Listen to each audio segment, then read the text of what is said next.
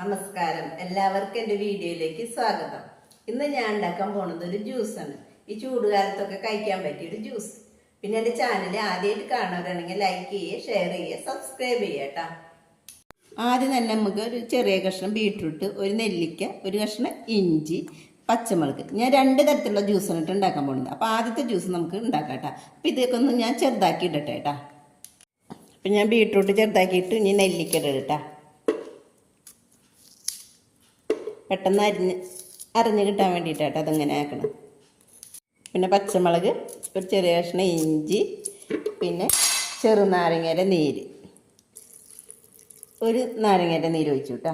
നമുക്ക് കുറച്ച് വെള്ളം ഒഴിച്ചിട്ട് ആദ്യം അടിക്കാം കേട്ടോ. ഒരു 4 ടീസ്പൂൺ പഞ്ചസാരയും കൂടി ഇടുന്നുണ്ട് കേട്ടോ. ചെറിയ ടീസ്പൂണാണ് ഇട്ടത്.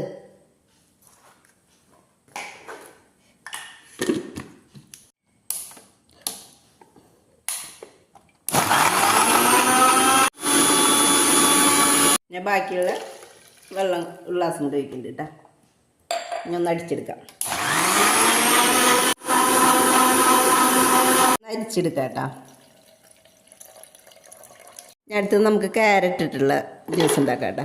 അപ്പോൾ ക്യാരറ്റ് ചെറിയ കഷ്ണങ്ങളാക്കി അരിഞ്ഞത്, നെല്ലിക്ക, പച്ചമുളക്, അതുമാതിരി ഇഞ്ചി ഒരു ചെറിയ കഷ്ണം കേട്ടോ. ഇനി ഇതിലേക്ക് പഞ്ചസാര ആഡ് ചെയ്യാം. 4 ടീസ്പൂണ് പഞ്ചസാര കേട്ടോ. ചെറുനാരങ്ങയുടെ നീര്, കുറച്ച് വെള്ളം. ഇനി നമുക്കിത് അടിച്ചെടുക്കാം കേട്ടോ.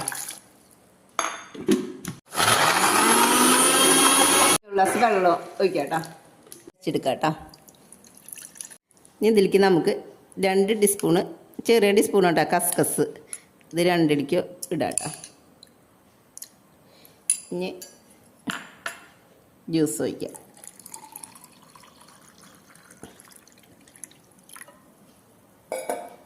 ഇതിലേക്ക് ബീട്രൂട്ടുണ്ട്.